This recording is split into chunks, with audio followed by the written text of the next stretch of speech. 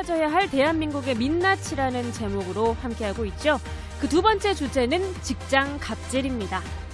직장인들이 회사 가기 싫어요 라고 말하게 하는 주범. 직장 갑질이 아직도 대한민국 곳곳에 널리 퍼져 있습니다. 오늘은 정경호 고용노동연수원 갈등조정 교수님과 직장 갑질에 대해서 이야기를 나눠보겠습니다. 교수님 나와 계시죠? 네, 안녕하세요. 네. 네, 정경호입니다. 네, 안녕하세요. 설날 네. 이렇게 불러내서 모시게 돼서 죄송합니다. 아닙니다. 감사합니다. 네네. 자, 2018년 돌아보면 사실 직장 내에서 이렇게 갑질이 있었나라는 건 세상 사람들이 다 새삼스럽게 알게 됐어요. 그러니까 이것도 어저께 이야기했던 미투 운동처럼 잠복해 있었는데 이렇게 드러나게 된 것이죠. 자, 네네. 무엇이 직장 갑질이었는지 한번 좀 되새김질을 좀 해볼까요? 네, 직장 갑질이라는 것은 원래 이제 갑질이라는 의미 자체가 이제 갑을 관계에서 갑이 이제 어떤 행동을 한다라는 것이고 전미산 질을 붙여서 무슨 일종의 권력의 우위 관계에 있는 갑이 권리 관계에서 약자인 을한테 부당행위를 하는 건데 이 직장 갑질은 이제 직장 내에서 일어나는 어찌 보면 이제 사회적 병리 형상이다 이렇게 볼 수가 있고요. 네. 기본적으로 이제 이 부분들은 이제 최근에 개정안이 됐었죠. 근로기준법에 의해서 이제 직장 내 괴롭힘이라는 부분으로 이제 저희가 법 개정이 이루어졌는데 기본적으로 사람과의 관계에서 너무 많은 부분들이 우리가 많이 놓치고 있는 부분들이 누군가 내가 권력을 쥐게 되면 권한을 쥐게 되면 그것이 인격을 넘어서 사람한테 괴롭힘을 하게 되는 거 이것을 통칭해서 갑질이다. 그래서 작년에도 굉장히 이런 부분들이 문제가 많았었는데 네. 갑질에 대한 부분들이 앞으로 계속해서 이게 문제에 대한 부분을 계속해서 우리가 조심하고 준비하고 해서 제도적으로 계속 보완을 해야 되지 않을까 이렇게 생각을 합니다. 네. 그동안 갑질 논란이 있었던 그 사건들을 쭉 되돌이켜 보면 그 당사자가 못 참고 이렇게 폭로를 한다든지 혹은 네티즌들을 통해서 암암리에 이렇게 알려지는 사건들이 많이 있었거든요. 교수님께서 쭉 돌이켜 봤을 때 이거는 정말 충격적이었다 생각이 드는 갑질 사건 어떤 겁니까? 최근에도 제가 병원 간호사 대상으로 이렇게 강의를 나간 적이 있는데 간호사분들에서 안타까운 이제 작년에 이제 태움이라는 그래서 이제 간호사 이제 자살 사건으로 이제 알려지게 됐는데 네. 이 태움이라는 것이 제가 그때까지 태워버린다. 그래서 선임 간호사가 후임을 가르치는 것을 말하는 건데요. 실상 이제 교육을 빙자해서 괴롭힘의 아주 전형적인 형태죠. 또 한 가지는 이제 조현민 이제 물컵 갑질 사건인데 이거는 이제 대한항공 전무로서 어떻게 보면 이제 거래처라고 할 수 있는 그러니까 상하관계, 권력관계에서 오는 아주 전형적인 부분인데 아주 대표적인 물컵 갑질 사건도 아주 충격적인 직장 갑질의 하나의 부분을 볼 수도 있고 이 부분은 거론 안 할 수가 없죠. 양진호 회장 같은 경우는 부하 직원 상습 폭행하는 거 외에도 동물학대, 엽기적인 행각을 가학적인 행동을 이제 일삼아가지고 작년에만 직장 갑질로 이게 접수된 건만 6,500억 건에 달한다고 하니까요. 아주 생각보다 이 외에도 부장님 흰머리 뽑아드리기, 차장님 해면 라면 해장 라면 끓이기 해서 굉장히 아주 심각한 부분들이 많았었죠. 네. 그런데 언급하신 부분에서 양진호 회장이 의 갑질 경우 물리적으로 어떤 그런 이 폭력이 실체가 있었던 것은 아마도 이제 재판 과정이지만 이 혐의가 확 뚜렷할 텐데 말씀하셨듯이 라면 끓이기라든지 그런 폭력이라고 우리가 이름 붙여지지 아니한 부분들 괴롭힘이라고 좀 말씀하셨는데 이런 부분들은 재판 과정에서 예를 들어 고소를 했다고 하더라도 아주 양형이 미진하지 않습니까? 실제로 그런 부분에 대해서 처벌 수위는 아주 미미할 거라고 생각이 들고요. 예를 들면 양 회장 같은 경우는 이제 폭행이나 직원 폭행은 이제 상습범이어서 이건 이제 가중 처벌이 되겠습니다만 예를 들면 직원들의 이제 연락처라든가 메시지들을 실시간으로 도감청했던 것들, 해킹했던 악성 프로그램했던 것들은 정보통신법상에서 정보보호법이라든가 이런 통신비밀보호법 위반 혐의로 아마 처벌될 것이지 실제로 어떠한 갑질에 의한 부분은 아마 쉽지 않을 거다 이렇게 보고 있고요. 뭐 마약 혐의나 이런 건 당연히 이제 중형이 예상이 되는 거고. 네. 결론적으로 말씀 좀 드리면 이제 근기법상으로 원래 근로기준법상으로 원래 이제 사용자에 의한 근로자 폭행은 굉장히 현법상은 왜냐 반의사 불벌죄이기 때문에 현법상으로는 그것을 원치 않으면 피해자가 원치 않으면 처벌을 면할 수 있지만 근기법상은 굉장히 심하게 그 부분들을 중형으로 다루고 있어요. 다만 이런 처벌받는 경우가 거의 없어요. 근로진법상 폭행죄로 사용자가 왜냐하면 대부분 이 수사가 경찰이 했다 노동청에서 이렇게 해야 되는데 이 피해자가 경찰에만 신고하고 끝나는 경우가 대부분이거든요. 그래서 이 부분들은 뭔가 제도상에 대한 부분에서도 굉장히 미비한 점이 많고 그래서 직접적으로 또 해결할 수 있는 부분에서 아직까지 보완책이 좀 필요한 상황인 것 같습니다. 교수님 지금 좀 네. 전에 말씀하신 거 제가 조금 더 여쭤볼게요. 자 네. 그러면 직장 내 갑질로 피해를 당한 피해자가 경찰에 네. 가서만이 아니라 그러면 네. 노동청에 가서도 이것을 이야기해야만 근로기준법상의 그 법적인 어떤 그런 응징을 할 수 있다는 말씀이신가요? 그렇죠. 근기법상에 사용자는 어떤 이유로든 근로자에게 폭행을 하지 못한다고 현행법상 돼 있어요. 그런데 대부분의 경우가 이게 이제 경찰에서 직접적으로 하게 돼 있고, 그러니까 한다라고 상식적으로 생각을 하게 돼 있고, 거기서 대부분 해결하려고 하기 때문에 뭐 민사상으로 넘어간다거나 아니면 이제 개별 합의로 들어가고 있는데, 뭐 저희가 뭐 말씀드리면 이제 뭐 근기법 이제 개정을 통해서 직장 내 괴롭힘이 이제 명시가 됐잖아요. 네, 이 부분에서도 행위자를 직접 처벌할 수 있는 규정 자체가 사실은 없어요.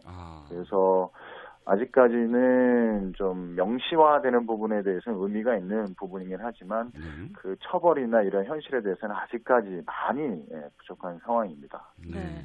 앞서서 교수님께서 개정안 이야기를 하셨잖아요. 이 직장 내 네네. 괴롭힘을 금지하는 개정법이 지난달 15일에 공포가 됐는데 네네. 그런데 이 안에 그 직장 내 괴롭힘 자체에 대한 처벌 규정은 들어있지 않거든요. 네네. 이게 과연 실효성이 있을까 하는 의문이 많이 제기되고 있는데 어떻게 보십니까?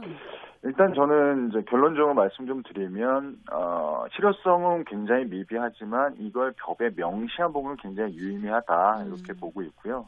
이 괴롭힘 행위라는 것이 굉장히 주관적인 관점이잖아요. 그래서 다분히 이 부분들을 법에 명시함으로 해서 좀 명확히 하려고 했던 노력에 대해서는 긍정적으로 평가를 합니다만 이게 최초로서의 의미는 있는데 뭐 프랑스라든가 이 프랑스가 기본적으로 직장 내 괴롭힘에 가장 최초로 명시를 한 이제 국가거든요. 그런데 굉장히 촘촘하게 보호망을 가지고 있고 형사적 처벌 규정을 마련했고 그런 반면에 우리는 굉장히 아이러니하게도 사용자에 대한 부분, 즉 직장 내 괴롭힘을 했던 당사자에 대한 처벌이 아니라 그 부분을 사용자한테 신고를 했는데 사용자가 그 부분에서 제대로 된 어떤 불이익 조처를 하지 않은 경우에 처벌한다는 것이기 때문에 네.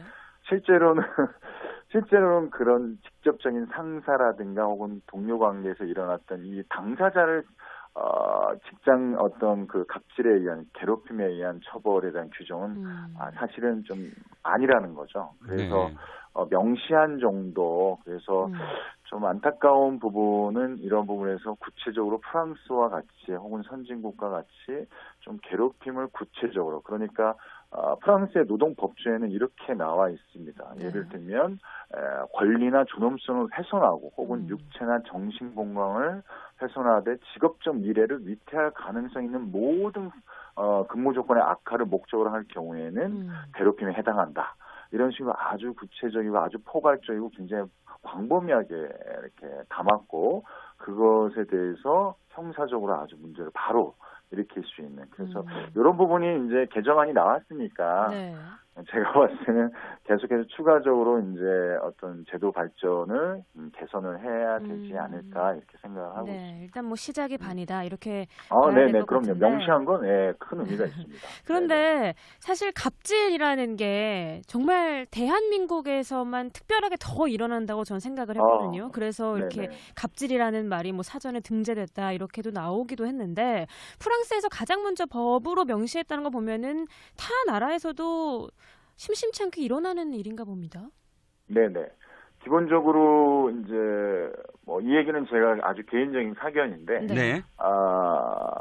이제 신자유주의라고 해서 기본적으로 이제 자본주의가 굉장히 심화되면서 그 안에서 권력 관계, 특히나 이제 자본이라는 이제 권력이 생기면서 그것을 네. 가지지 못한 자와 가진 자에 있어서 일어난 아주 전형적인 행태다 이렇게 보고 있고요. 이제 권력 관계에서 일어난 부분들. 그렇기 때문에 이건 국가를 뭐 막론하고 어디든 일어날 수밖에 없는 자본주의 형태에서 일어날 수 있는 부분이기 때문에 누군가 인사권을 가지고 있고 명령권을 가지고 있고 수명을 해야 되고 그래서 어디든 일어나는데 특히 우리나라가 좀 심해한 부분들이 좀 있었습니다. 왜냐하면 짧은 자본주의 역사를 가지고 있잖아요. 네. 그리고 뭐 고객은 왕이다, 뭐 고객 제일주의 이렇게 해서 저는 직접적으로 천박한 자본주의가 이제 만연이 돼 있다 이렇게 보는 거죠. 내가 돈만 가지고 있으면 대단한 권위주의가 특권의식이 생겼다라고 생각을 하는 거죠. 예.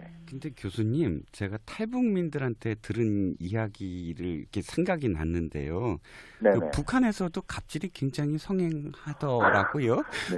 예를 들어서 이 보안원들 그래서 다 이 상납해야 되고 뭐 이런 것도 사실은 자본의 문제가 아니라 그건 권력의 문제가 아닐까라는 잠깐 생각이 좀 들었는데. 예, 맞는 말씀이십니다. 제가 말씀드린 거는 자본이 갖고 있는 권력이고 공산주의나 사회주의에서 일어나는 정치 권력에 대한 부분이겠죠. 지금 선생님께서 말씀하신 부분들도 충분히 이해가 되는데 그러니까 그 권력에 대한 속성으로 들어가기 시작하면 개인이 가져야 될 기본적인 나의 존엄성도 있지만 타인에 대한 존엄성. 그러니까 우리가 이제 뭐 인문학이든 우리가 철학이든 이런 것들에 대해서 계속해서 우리가 들여다보고 하는 이유가 인간에 대한 인권에 대한 부분들이 그렇죠. 예, 그래서 뭐 자본권, 노동권에 대한 부분을 좀 더 확대를 해서 이것이 노동 인권, 자본 인권으로 저는 확대를 해야 되는 관점에 대한 전환. 이런 부분들을 근데 오늘 이 주제까지 들어가면 너무 길어지니까 개인적으로 그렇게 말씀을 좀 드리겠습니다. 다음번에 이것과 관련해 또 한번 모시기로 하고요. 네네, 감사합니다. 자, 제가 여쭤보는 건 이겁니다. 괴롭힘이라는 그런 그 규정이 참 중요한 게 어떤 그 예를 하나 들어보면 일을 못한다고 해서 직장 상사가 매일같이 네 머리는 장식이냐? 이런 말을 계속 매일같이 들은 사람이 있어요. 이 사람은 그게 갑질인 것도 모르고 그냥 내가 일을 못하나 보다 하고 매일처럼 가슴앓이를 했다는 말이죠. 그런데 지금은 이것이 그런 소소한 것도 사실은 갑질이다라고 지금 규정을 해준 거 아니에요? 네, 맞습니다. 그래서 드러내지 못하는 경우 내가 참으면 되는데 이런 어떤 것들에서 한 걸음 나가야 된다 이런 생각이 들거든요. 네, 맞습니다. 사람은 누구나 그런 것들에 대해서 이제 익숙해지죠. 거기서 이제 문제의식을 가지지 못하고 있다가 이것이 문제다라고 느꼈을 때 일종의 자신의 어떤 존엄성을 지키기 위해서 이제 저항을 하게 되고 그거를 뭐 비제도적이든 제도적이든 그런 것들을 활용해서 개선하려고 하는데 특히 지금 말씀하신 대로 소시민들 사이에서는 이게 굉장히 좀 만연해 있는 것 같아요. 그래서 인격적인 문제와 인권에 대한 부분의 접근을 사실은 좀 못하고 여러 가지 왜 모난돌이 정 맞는다 이렇게 해서 이제 대부분 그냥 내가 참으면 되지 이렇게 넘어가는데 제가 봤을 때는 이게 제가 이렇게 직접적으로 이렇게 말씀드릴지 모르겠지만 우리는 잠재된 조연하다. 우리들 모두가 잠재된 조연하다라는 어떤 인상에 대한 어떤 화두를 좀 던질 필요가 있을 것 같아요.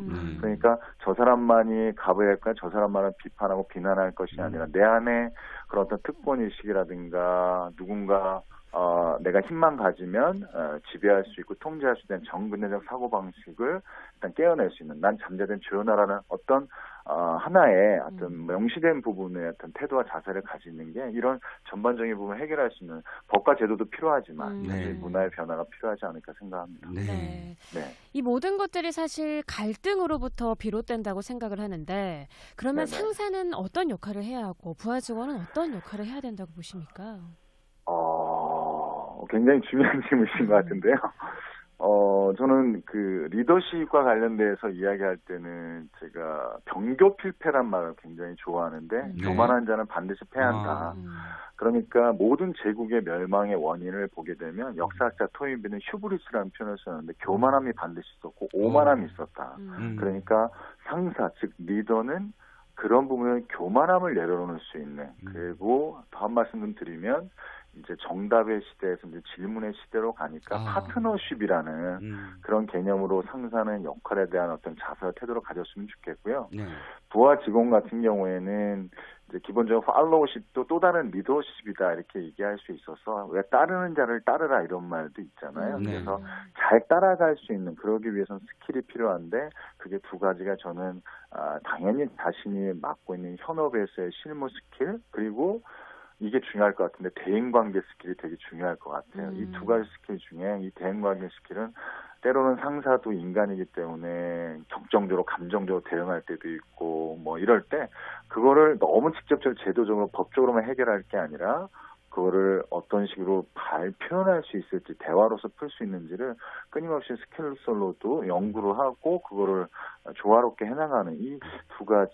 그래서 정리를 하면 좀 이런 것 같아요. 저는 인간의 삶이라는 게 결국 인정 투쟁의 역사다라고 해결에 대한 철학자 얘기를 했는데 서로 상호 존중 그리고 인정받고 싶은 거거든요. 누구나 칭찬받고 싶어요. 그래서 이제 성장의 패러다임에서 우리 사회 모두가 이제 성숙의 사회로 나아가기 위해서 어떤 상호 인정의 문화가 반드시 상사와 부하 직원에도 필요하지 않을까 이렇게 생각을 합니다. 네, 교수님 지금 네. 말씀하신 건 피해자와 가해자의 어떤 문제인데 예를 네네. 들어서 직장 상사와 부하 직원 그런데 옆에서 지켜보고 있는 사람들의 역할도 좀 필요하다고 생각하거든요. 네, 맞습니다. 그 사람들이 이것과 관련해서 어떤 태도를 취해야 될까요? 네네. 그 유명한 실험이 하나가 있는데 스탠리 밀그램이라는 복종 실험이 있는데 이게 참 놀라운 실험이었던 게 이제 권력에 그냥 복종을 하게 되는 거 시키는 대로 그냥 당연히 전기 충격이라든가 이 피실험자가 실험자에 의해서 그래서 굉장히 놀라운 학습 효과가 이 복종을 계속 받게 되면 저 사람의 고통을 받더라도 계속